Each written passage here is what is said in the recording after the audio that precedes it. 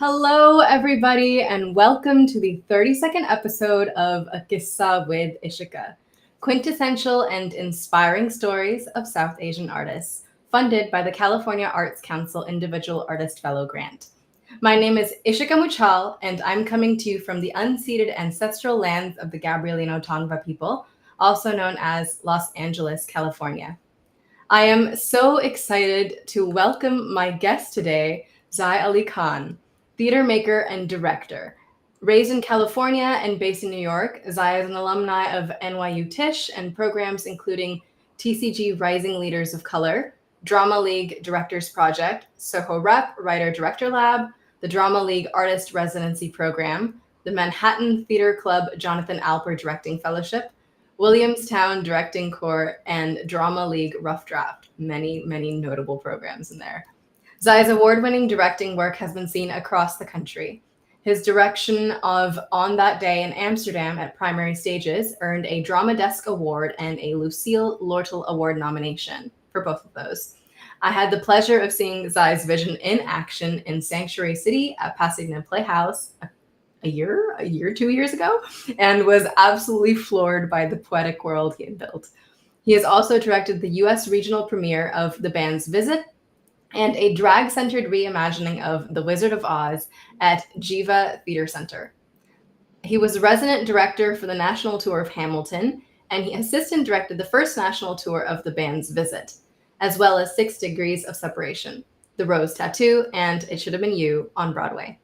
Zi's directing work has also been performed at Juilliard, Yale, Pace, Writers Theater, Theater Squared, Paper Mill Playhouse, Classic Stage Company, Portland Center Stage, Olney Theater Center, Playmakers Repertory Company, Prospect Theater Company, Access, The Pearl, and Manhattan Theater Club.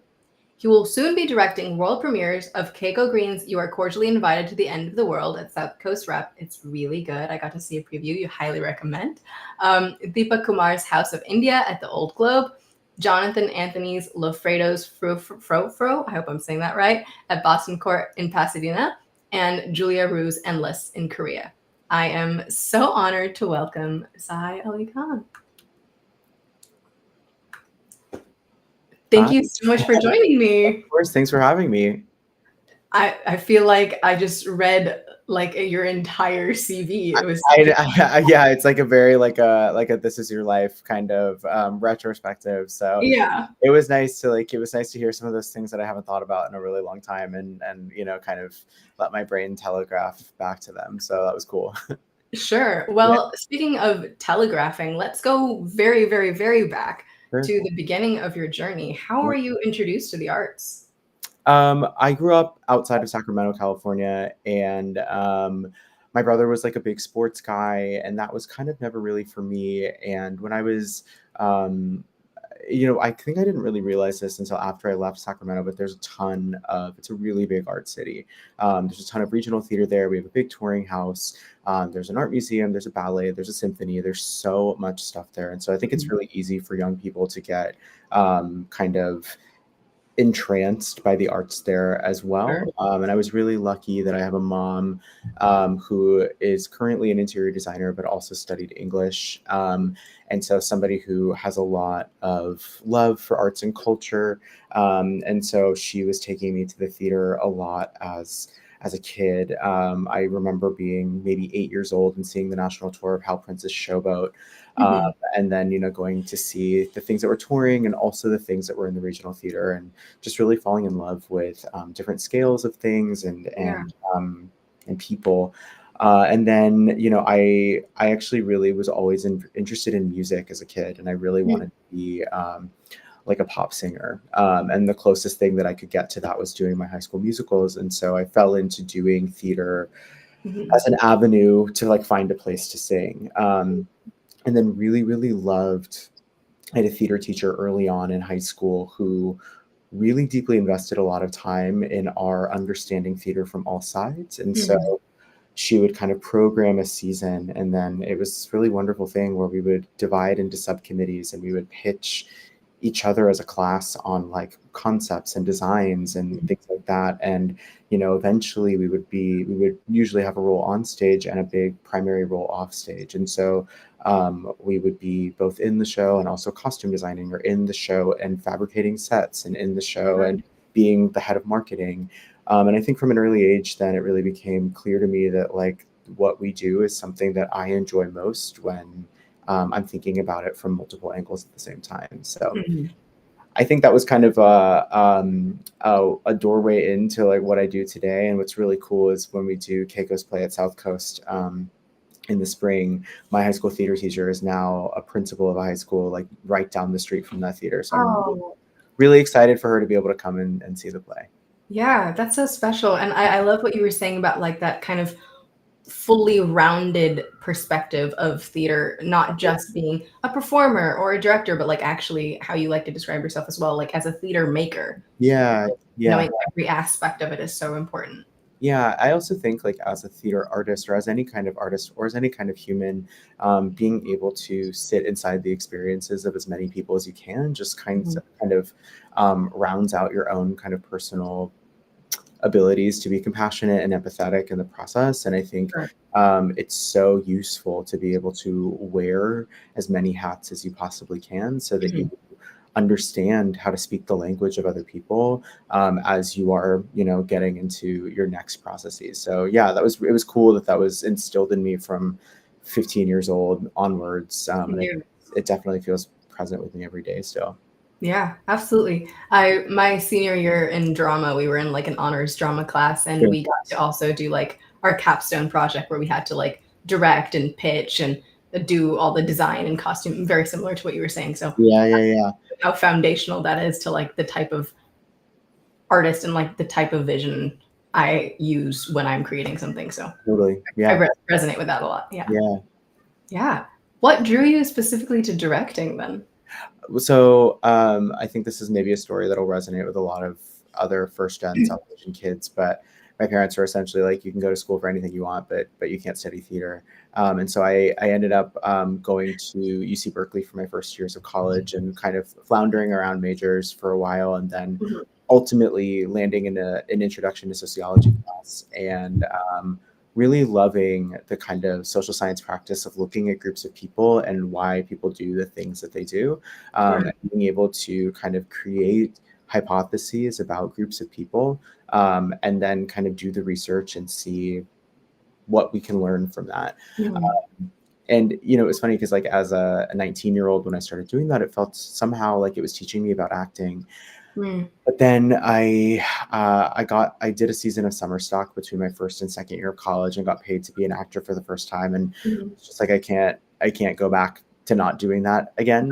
So I applied to transfer schools, which is when I ended up at NYU, and then I graduated. And I was auditioning in the commercial musical theater world a lot, and finding at that time in history there was not a lot of space for a 5'7" queer brown kid who like was trying to make it in all of the kind of big marquee shows on Broadway. People Sure. just were not able to flex their kind of storytelling muscles enough to understand how I might fit in to their notions of what could be. Sure. So it was an interesting thing, because in that moment, I really missed being able to not only have agency over my own journey, but also to be able to kind of like flex my brain. And in Mhm. a way, I really missed the part of me that had wanted to be a social scientist. And somehow between those things, the long version of this is that I ended up directing a play, and like crowdfunding a few $1,000s, and really falling in love with the act of putting it all on, Mhm. and then starting a theater company from there. But eventually, what the theater company really taught me is the place um, between that social scientist and that theater maker is exactly where I want to sit. And so I've been able to do a lot of that as a director. And I think I hope all of my work kind of sits right at the intersection of those things. So yeah, that's kind of what drew me into directing. And I really believe that everybody, regardless of what it is, it could be directing, it could be singing, it could be watercolors, it could be cycling, it could be cooking, it could be accounting. But I think that everybody has a primary language that like their essence kind of shines through in its kind of clearest and most vibrant way. And I really feel like I met mine when I started directing. I've come to learn, or come to like really reflect upon the fact that I was not a very good actor in acting school. Like I just didn't have the instincts, but I did have a thirst for being able to like be in the room with that kind of thought process and that kind of language. And I think it's really shaped the director that I am. I find myself to be someone who really loves the people at the center of the play as much as I love the ideas. Yeah, that's beautiful. I love what you were saying about the essence of someone and how they live in the world and how they exist and tell their stories is through that Yeah. essence, and how you were able to find that really early is so beautiful. Yeah, it was cool. I'm very lucky for that. Yeah, yeah. I think I'm kind of sitting in the same thing of trying to find the intersection of like art and social science, policy, advocacy. Totally. So, yeah, very very similar thing, but trying to find the way into that. Yeah, and I think there are so many doorways into that. And I think especially like as like our idea of theater starts to, or really continues to expand into different realms. And as theater artists, it's funny because I think the word soft skills gets thrown around a lot, but I was talking to another director a few weeks ago who was like, I really hate that phrase. The theater making actually is a lot of hard skills that we learn. It's been really interesting. A lot of my friends are transitioning out of theater making and into social work. And it just makes like, it's really like the line between that one field and another feels really clear and adaptable to me. And I'm really excited to see how, to your point, like we can continue to figure out how theater as a discipline will continue to inform other disciplines as we move forward. Yeah, because art shapes culture, culture shapes society, society shapes, and vice versa. Yeah, Totally. absolutely. Yeah. So, can you tell me about what your experience was like starting out, and what were some of the early lessons that you learned, or the early struggles that you encountered? Yeah. I guess a big like I was really lucky that I kind of fell into some of those fellowships really early. And I think one of my biggest strengths is kind of articulating point of view. And so I was able to like hook into that, which I think was able to kind of put me into some spaces. But the next kind of step up the ladder, like the next rung of the ladder, always felt like going to grad school. And I remember applying. I applied to grad school once, and I only applied to one school, and I made it into like the first round of callbacks and did not make it past that. And it was such a devastating moment because it felt to me like a binary thing of like, this happened, which means you are not a director. And it was a really huge turning point for me in kind of hustle and self-starting. And in the 6 months that followed after that, I started assisting. I started kind of saying yes to a lot of things. I started getting in rooms. I started meeting people. And I really set myself on the track to being in the space that I'm in today. And it was a really hard moment of understanding like how to be self-analytical, and also how to be like how to be my own engine in a way. But I think I always tell people that like from that experience, I really learned that like there is no such thing. I think especially for artists of color, and I think what I've experienced as a South Asian artist is like this feels really, really true for us. There's no such thing as a prescribed or linear path in what we do. Every time I'm in a room of other South Asian artists, I'm really moved by the fact that like we are still an early generation of American theater makers. As every time we get into a room, we are still making early iterations for our community inside of these theater spaces, especially inside of these larger institutions.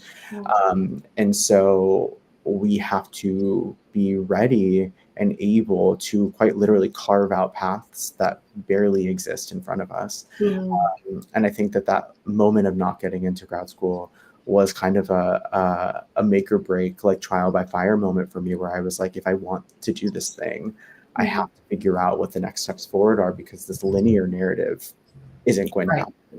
happen. And I think that another thing I'm pretty good at is hustling. And I think that I learned in that moment how to do that. And I would not rewrite that moment in any way, in any moment. Like nothing about it would I change. So Yeah, that door closed for a reason to open so yeah, many doors. Yeah. yeah, totally. And I'm happy it's closed. You know, I'm happy if I saw that closed door today, I would be happy to see it, you know? Yeah. And I want to go back and add one more thing that I feel like South Asians, because it's like you were saying, we're still kind of new to being accepted into mainstream entertainment and culture in America. I feel like self-advocacy is something that we learn as we go, Totally. because just like vouching for yourself and vouching for the people around you that look like you is so important. And it's interesting. I was actually talking to a South Asian actor friend of mine a few weeks ago. She said something that I just like has really sat with me since, where, you know, she was like, we need to keep sharing information with each other. And it's really important for us to be generous of information and to be generous of, you know, how are we actually all as a community building individual kind of pathways, but also Right. building a collective pathway. And how do we consider, you know, she was saying from an actor's perspective that like she's constantly going in for projects with the same people all the Right. time. And it could be really damaging to your relationships with people to let that kind of manifest in one way. Yeah.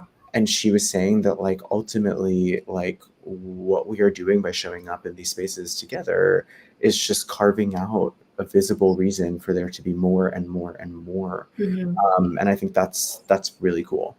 Yeah, yeah. Because if we treat it as if people in our community are our competition, we're just kind of feeding into the idea that there is only space for a certain number of us. Totally. Whereas there should be space for every single one of us, you know? Totally. And it's been really beautiful to get to work on plays by South Asian and South Asian American writers, because we all know this, but like there is no such thing as monolithic South Asian culture. Right. And it's really amazing to be able to walk into these rehearsal rooms and work on these stories and to feel so at home inside of parts of them, and also to feel like there is always so much that I am like so much new in every single one of those processes. So it's been very cool. Yeah, I had a different question later on, but I'm going to circle to that now. Yeah. What is your experience like when working in a room full of South Asian creatives versus like when you're the only or like one of two people? Because I know that that's so drastically different for me. Yeah. So I want to ask you what yours is like there. Yeah. You know, I think I would go back to that idea of like expansive thinking and like just remembering that like it is nobody's job to be a representative of a whole community. And I think that is in both of those scenarios. That ultimately, I think what's been amazing is being able to work on more and more stories that are engaging South Asian characters, South Asian actors, South Asian designers, South Asian writers, you know, choreographers, all of these things, and just to create ripples inside of the ecosystem of our communities. Um, I I love so dearly being in a room, because you know I feel like my story is very specific in a lot of ways. Like my like I grew up, my family's from Hyderabad, India. I grew up Muslim in California. I've never been to India before. And so there's just like a lot, like I feel like I often get into a rehearsal room working on very few aspects of my personal narrative, even if the play is about or written by South Asian people. So what I love so dearly is just like kind of staying open and receptive always. I think that's important to every process, but to learning about myself by understanding like new kind of ripples of my community and being expansive to that. So, the one thing that I to answer your question about like being the only South Asian person, that almost is always the case when I'm working on something that's not specifically about South Asian people, which is a bummer, and I hope is not always true. And I think especially as a director, especially inside of institutional theaters, something that I fear and I try to like step away from, but I would say conservatively, 80% of the theaters I've worked in, I've probably been the first South Asian person to ever direct in them. Wow. When I directed Madhuri's play, A Nice Indian Boy at the Olney, the theater was 93 years old that year. And it was the first time a South Asian family had ever been featured on stage in that theater's almost 100-year history. Yeah. And it was a really beautiful moment because there's a huge South Asian community in the DMV area, and they showed up like the community was there.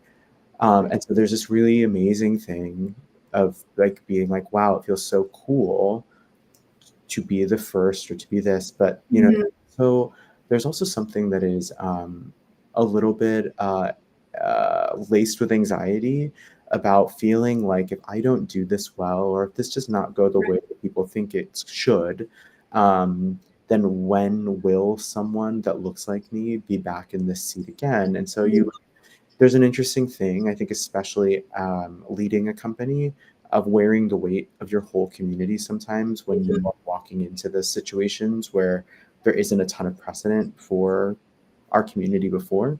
And so I'm trying to like take that off. Like I'm trying to like not let that be the case. So yeah, that's the one thing I'd say, like, especially when I'm like the only person, that is a weird feeling to sometimes.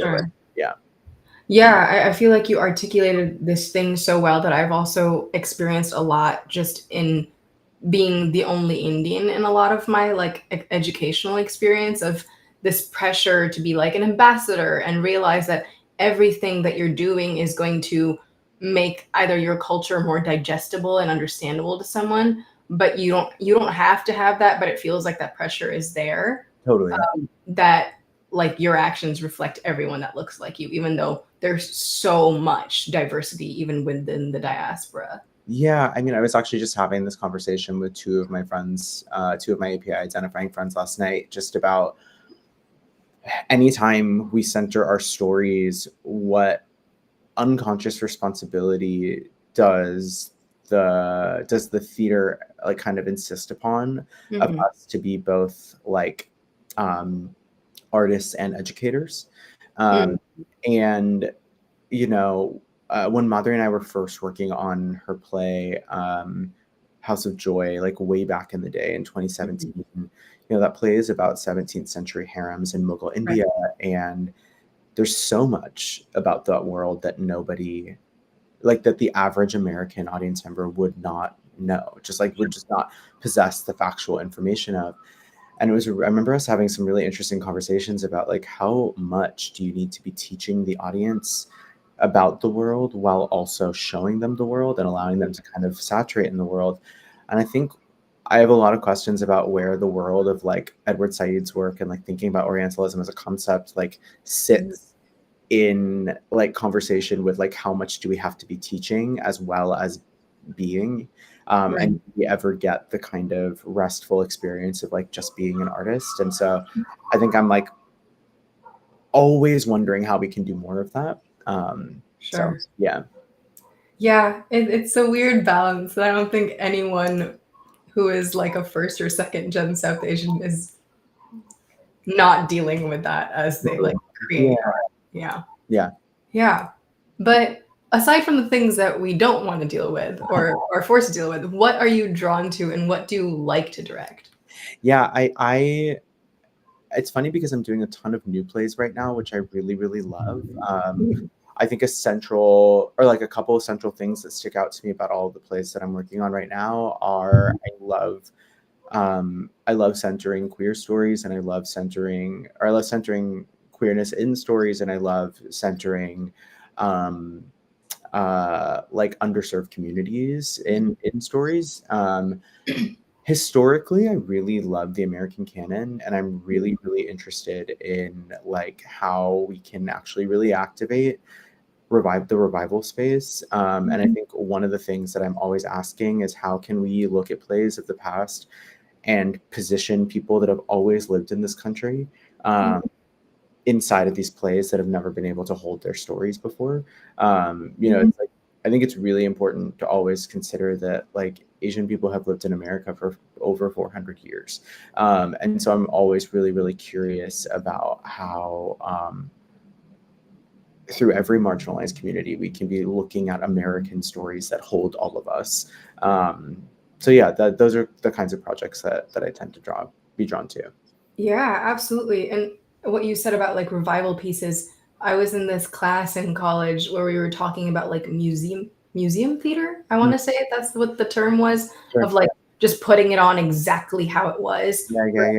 pushing the boundaries. And that's so beautiful about what you were saying of like kind of thinking about the expansiveness of some piece that already exists, wasn't meant to include us, but definitely can if it's talking about people that are American, because we are all American. Yeah, I always tell people that like half of the phrase Asian American is American, and that like that like our claim to American identity is just as we have just as much of a stronghold on it as anybody, and our stories as Americans are rich and diverse and uh, really important. And I think being able to make more work about that is only going to like continue to affirm that our taking up space in this country is super important. Right. Absolutely. We are a growing growing minority. Yeah, totally. Yeah, very large and powerful. Yeah. Yeah. Um what is the difference that you've experienced between working in theaters around the country? Like, do you have any standouts that were just really special to you? Yeah.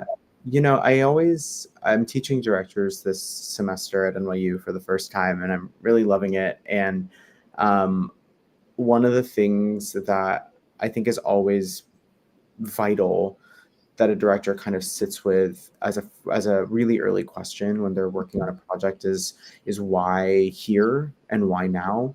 And I think the here part is something that people aren't always thinking about, but I'm somebody that's worked primarily like regionally, much more so than I've worked in New York. And so I'm constantly going into communities that are not my own, and making a play to be in conversation with the questions, the concerns, the needs of that community. And so I think asking the question of why here is so important. And I think one of the ways I really learned that was actually working on Hamilton.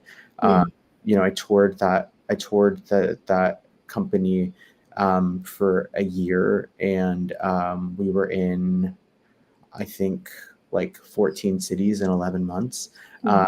And it was really amazing to see something that was kind of a project that was already complete have completely different reverberations in every community that we brought it to. It drew in different audiences. It had different responses. It was in conversation in a totally different way, and that reminded me that like the theater is always going to be a living, breathing thing with the people that surround it. And so I feel really lucky that I get to work in places like LA and Chicago and New York, and also in like I've loved working in Rochester, New York. I've loved working in Olney. I'm really, really excited to work in San Diego. I'm also so excited to go work in Korea next year. And I think being able to I did this time last year, I was in Fayetteville, Arkansas. I fell in love with that city, and I really fell in love with the people, and the people that came to see the band's visit there were having some unbelievable conversations with us as makers of this play. And so, yeah, I think always asking the question of why here. I loved working on Sanctuary City. I loved being able to tell that story about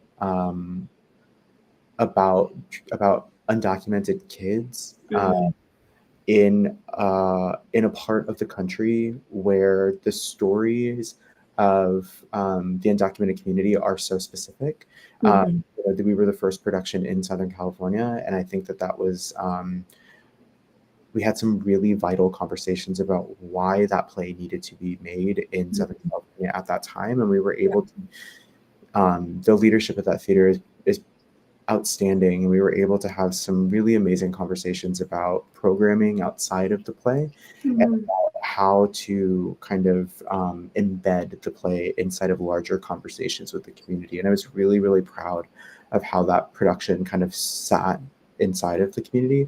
I also love working in California. It's my I love working in the same state as my parents. It just always makes me feel happy, and so I'm really excited I'm going to be back there for 5 months working on those 3 plays next year, and I'm just excited to be able to like be there for a while. And I think it'll be nice. Yeah. I'm so glad you mentioned Sanctuary City, because I swear after watching that, I did not stop talking about it for at least a year, because it was so brilliant, and Martina's writing is just brilliant. Your direction was gorgeous. Thank you. Were gorgeous. Yeah. I don't know. I'll keep on going off on it, but it was very special. Yeah, I'm really glad that you got to see it. It's been really cool. It's actually been probably the one project that I've done that has kind of like come up in conversation the most. Like I will constantly meet people who are like, oh my gosh, I saw that. And it's because it is such a special project to me. It always feels so like tender to my heart to hear that people actually saw it and were there. So. Oh, I saw it. Yeah, and I love what you were saying about this thing of going into a community and working with the people and having important conversations, because I think in LA and New York and Chicago even, like, people are very attuned to the arts because it's very prevalent there, but like going somewhere like Arkansas, where I'm sure there's an art scene, but we don't hear about it that much. Totally. But you're going and connecting with the people and bringing these stories that they might not be exposed to or willing to engage with outside of the theater that you're bringing there is so vital. Yeah, I also just think that like every American story is an American story. And I think something that was so true, you know, we did the band's visit as a co-production with a theater in Chicago and a theater in Arkansas. And I think we had a lot of preconceived notions about what audiences would be like and what the community of it would be like. And we got there and we're so unbelievably embraced by people in a way that really, really like made us rethink our own sets of expectations. And I found a creative community there. I found a fitness community there. I found a lot of people. Found a queer community there. I found like so much care in Fayetteville that it's one of the cities that I've been to that I'm like, I cannot wait to go back and do something there again, because I loved being there so much and I felt so embraced by it. So yeah, that's really special. Our own biases, I guess. Yeah, it was interesting. It was really fascinating to experience that like firsthand and quickly. Yeah. And I want to go back to what you were saying as a segue into our next question about like the place being a really important why here.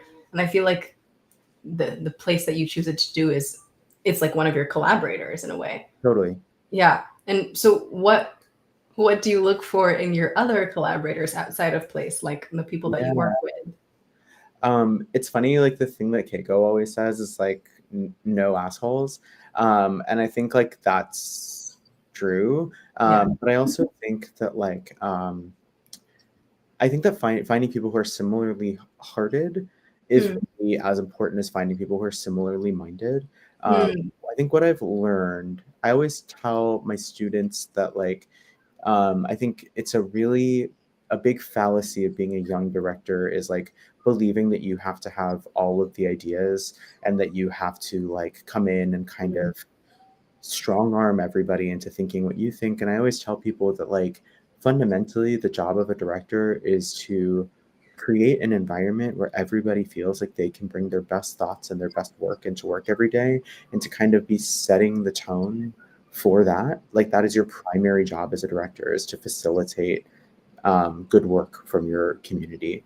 And I think that, to me, like, actually, yeah, I think being similarly hearted, being kind of alchemically connected to people and their energy feels way more important than having the same ideas. Because if we all come in with like kind of similar respect and similar goals for what we're doing, then actually it's really cool to have very different ideas, because then we will find kind of middle points that we never knew existed between all Sure. this. Yeah. Yeah, it's like your intention of building the type of space is similar, but you're all grounded in like very different perspectives of how that's Totally. built. Yeah. And it's been really amazing. I have several collaborators who I work with all the time. And our tastes are both like extremely similar and also very different. Mhm. And I think that every time I work with one of them, especially, like, my taste just gets more defined and more refined. And it's really beautiful to meet people for whom your own point of view becomes clearer to you. Um, Yeah. and Yeah. I'm like really, I'm finding that with both designers, and there are many actors for whom like I am learning so much about my own language the more that I work with them. So that's also been really cool. Yeah, it's like a different way to like hone and trust your own artistic voice. 100%. Yeah. We talked a little bit about your influence from social science and activism and journalism and Yeah. anthropology. But can you talk more about how you use that and in general using art as like an agent for social change? Yeah, I really think, again, kind of about the like why here. We talked about why here, but I think why now is Hmm. the other half of that. And I think that I like have become a parody of myself, because every time I talk about theater, I can't help but like talk about the Greeks. And I think, one of the things that's true about the Greeks is like the theater that they were creating was creating to be, you know, um, was created to be a debate space and a space of Hmm. political discourse, and a place where people could learn about, how to vote, and like what was going on in the world around them, and that like that they could come to a space, see things take place, and learn how to go out into the world and move forward from those. And I think that uh, it's I think that theater as a form of escapism is like something that is valuable. It's rarely what I'm endeavoring to do, because I Sure. do think that like the most beautiful thing that we can do is actually create like reflexive surfaces, not even reflective, but like reflexive surfaces that people can come in and Mhm. like breathe what's going on in their life through the narrative or through the design or through the text or whatever it might be, and Yeah. leave the theater and feel more equipped to make decisions in their lives. And so everything that we make in the theater is happening. I mean, this is, sorry to sound like Kamala Harris, but like, everything that's happening that we're making inside the theater is happening inside the context of what's happening outside the theater. And I think that is a really important thing for us to remember, that it is a fool's errand to try to make something that is devoid of the world outside of it. And so it inherently, you're making things that are engaging in the politics and the kind of the blood and the guts of the Right. people that surround it. Yeah, because we did not just fall out of a coconut We did not. No, we did tree. not. I certainly didn't. Yeah, absolutely. Going off of that, how do you think that your identity has shaped your art and your art has shaped your identity? Wow, that's a great question. I I think my early experiences of theater taught me like two very opposite things. I think as an audience member going to our touring house as a kid, I never saw South Asian people on stage. I can't tell you a single time I saw a South Mhm. Asian person on stage. And really, we were one of the only few like brown families in the audience at all times. And I feel like that is, I feel like I say it a lot, that like the doorways, the passageways into the American theater often tell often tell people of color that they don't belong in those Yeah. spaces. Simultaneously, I first did my first high school musical like in the middle of like my parents' divorce and understanding my own queerness and like all kinds of things. And so Mhm. I actually found making theater to be a place of deep belonging. Mhm. Uh, and so it's an interesting thing of feeling like both of those things at the same time. Uh, Right. but I think my identity, how it has kind of informed the work is that I understand how valuable it felt for me to see the theater as a place um, where one could feel like they belonged. Mhm. And so I think I endeavor to like, you know, make things that embrace that idea of belonging Yeah. inside of what we're doing. Yeah, that's really beautiful. I want to go back to something we kind of briefly mentioned earlier about like working with South Asians and what is a South Asian story. And I think often as artists of color, we are pigeonholed into this idea that you have to create material of your people. Like, for example, American fiction is a really good example of like dealing with that. Um, but how do you think that we can expand the definition of what is considered South Asian art? And how do we both stick to the external perspective of doing our stories versus expanding what our stories really are? I think it kind of goes back to that idea of like half of the phrase Asian American is American, and essentially, really half of the phrase South Asian American is also American. And uh, I think anytime any of us steps into making, um, if we choose to engage in this way, then that story becomes a South Asian story. Mhm. You could be playing Eliza Doolittle in a production of Pygmalion, or you could be, doing Guards at the Touch. And I think you could find Mhm. that those could equally be a South Asian story Yeah, for you as an artist and also for an audience member. right. Um, I'm finding it so liberating to work on plays where there are South Asian creatives and South Asian characters, and that Mhm. the crux and the struggle of the play isn't necessarily um, about being a South Asian person. Sure. I just did a reading of a play by a writer named Simran Ball, and she wrote this play that was really about um, black market diabetes drugs, like black market insulin. And the play just happened to be written by a South Asian writer and happened to feature a central character who was played by a Right. South Asian actor. And the play was about black market insulin, and it was just, I think in the rehearsal process, I would have a lot of questions about the specific implications of centering a South Asian character in that world. Right. Um, and I think there's so much to discover in the specificity of creating that person on stage, Yeah.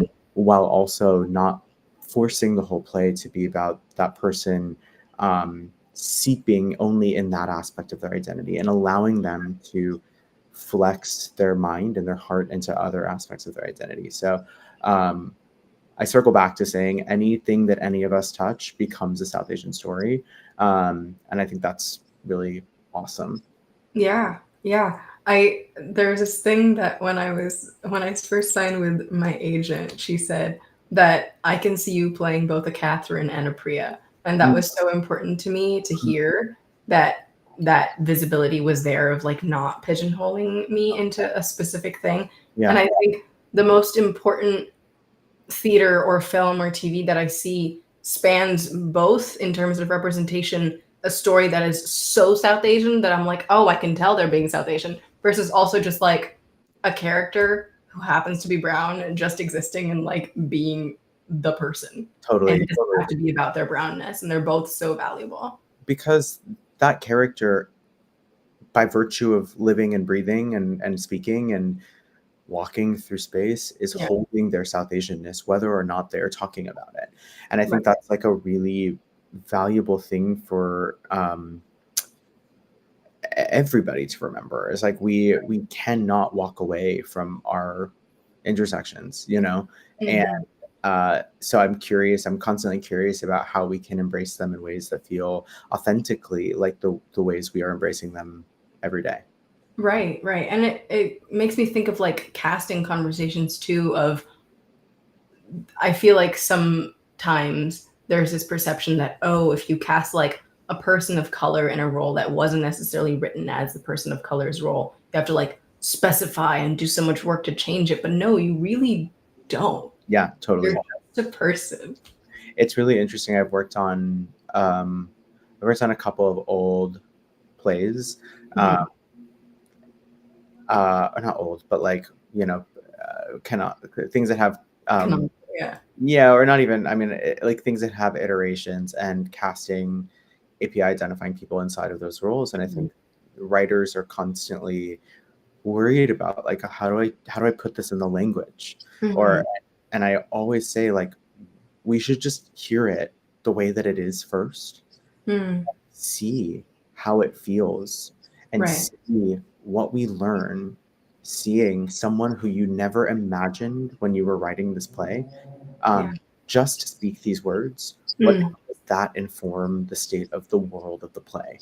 And Right. then you shape from there. But I think there's a lot of expectation that we, as folks who live in, who come from more marginalized communities, that we speak or think or act in very kind of codified or specific ways. Mhm. And I think that's both true and false. And so it is really interesting. It's always an interesting exercise to just let people be inside of what exists. Yeah.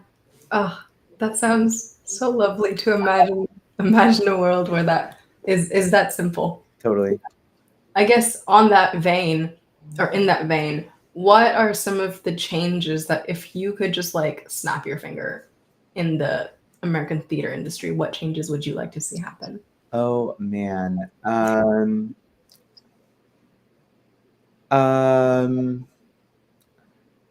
I think the things that come to mind are like barriers to access that are about um, age, class, race and ethnicity, like all kinds of things. I'm really, really curious about um, how barriers to access impact or really slow down some communities from being able to take up space inside of our industry.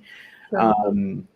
Um, Compensation. I really just think that theater artists across the board are just not really compensated in a way that makes any sense. Uh, yeah, those are like two things that come to mind. Yeah. Yeah, Throwback to the time of when kings and queens were like the patrons and artists just yeah, had to create. I will take that. I'm ready for that. Yeah. Yeah. Yeah, but the things you said are really important about like I I don't know if you're familiar with Nataki Garrett. Mhm. Yeah, so she had come to our school and done a talk, and it just absolutely changed my life. And talking about like if we keep on producing work for the old white guard, that's the people who are gonna come see the work, you Mhm, know? mhm, Like mhm. you're by not creating work that is accessible both in content and like actually monetarily for other people to see, Yeah, you are you're making sure that it stays how it is. yeah, And to yeah, change that, you have to change every aspect of it. totally, totally. Yeah. Yeah.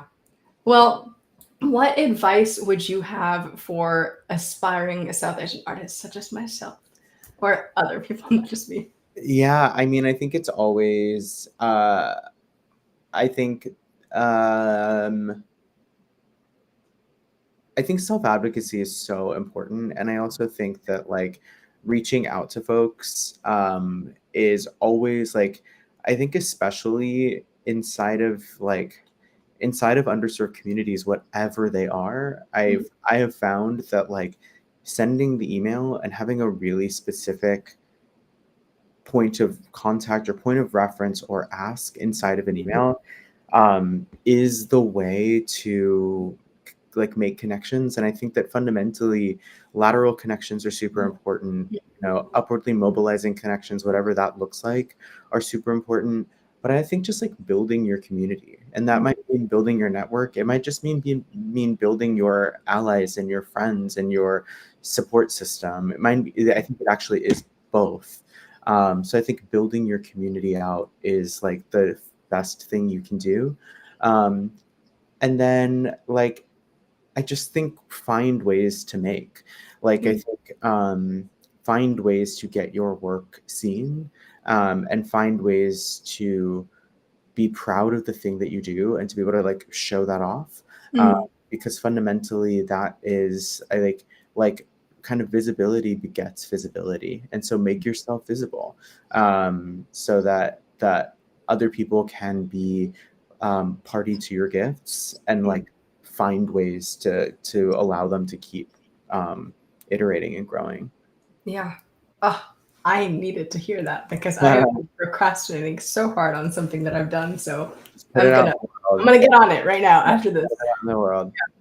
Well, the show is called QISSAA, and QISSAA means episode. So if you could share one very influential episode from your life that doesn't could be artistic, could be personal, whatever do you think has really shaped and influenced the person you are? Wow. It's a big question. That is a big question. Oh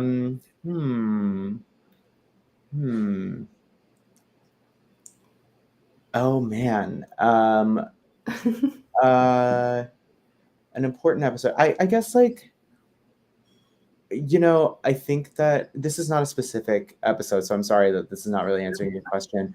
But I do think that something that I have found a lot over the past couple years is that like like seeing eye to eye and really holding close the people that will the people that support you and being able to offer support to them. And I love the people that I collaborate with so much. Like I love specifically the designers that I work with. I love so much. And being able to travel from city to city across the country with this group of people in various different iterations, you know, like various different forms, and being able to see over the course of years our work together continue to like shape has been so bolstering to me in understanding that like this thing that we do is really long form and will continue to take iterations. That has been something that has had many episodes over the past couple years that have really shaped me, and I just feel really lucky to get to work with the people that I do. So Yeah, that's such an interesting perspective because I think I've been thinking about theater and art a lot in like the ephemerality sense of it and how it just like it happens and then it's gone. But thinking about in the long form of it, of the fact that there will be future iterations of it potentially, is honestly really comforting, I yeah, think, totally. compared to the perspective that I was thinking about it with. So thank you for sharing that. Yeah, it's also really important to remember that like I think our industry allows itself to be on a success failure binary all the time. And I ultimately think this is the best thing that comes out of like any history of working in social science is like that I believe everything is kind of an experiment, and that like all we are doing is continuing to gather information for the next time. And I think what's been really beautiful about working with people over the course of years now is being able to say like we are always learning stuff together that we will take into the next thing, and we will learn there, and then we'll take that information into the next thing. And I think being able to grow in community like that is like the best thing I've ever gotten to do. Yeah, that's really sweet. That's really special to think about it that way. Yeah. Yeah. What are some of your upcoming projects that you can share, and where can people find your work? Yeah. I am, as you said earlier, I'm getting to do a few world premieres next year. I'm doing John Anthony Lafredo's play Frou Frou at the Boston Court Pasadena, which opens in early March. And then I'm doing Keiko Green's play, You're Cordially Invited to the End of the World at South Coast Rep, which opens in early April. And then I'll be doing Deepak's play, Deepak Kumar's play, House of India, that opens at the Old Globe in mid-May. So those are, if you're in Southern California, please come check any of those out. They're going to be amazing. And if you want to like ever find out more about me, you can check out my website, which is zialikhan.com, or I post a lot on my Instagram, so you can see it there too. Perfect. Well, I actually have like a really quick question. This is so random, but you said you were part of the Hamilton touring production. Yeah. Did you work with Ari Upser? No, Ari did the Chicago company, so I like met her through that. But yeah, was she your first episode? She was my first guest. She was like one of my mentors. That's why I was like, maybe there's a connection. That's so funny. Yeah, she's amazing. She's a really 100% performer. Okay. Yeah. I would have been like, that would have been a crazy coincidence. They worked together on this. So just had to ask. Yeah. Well, thank you so much for taking the time out to chat. Of course. And sharing your work. Yeah, this was really lovely, and I'm so happy to know you. I'm so happy to know you too. Well, thank you everyone for watching who tuned in, and stay tuned for whenever I announce the next guest. All right. Have a wonderful rest of your day. Thank you. Bye. Bye.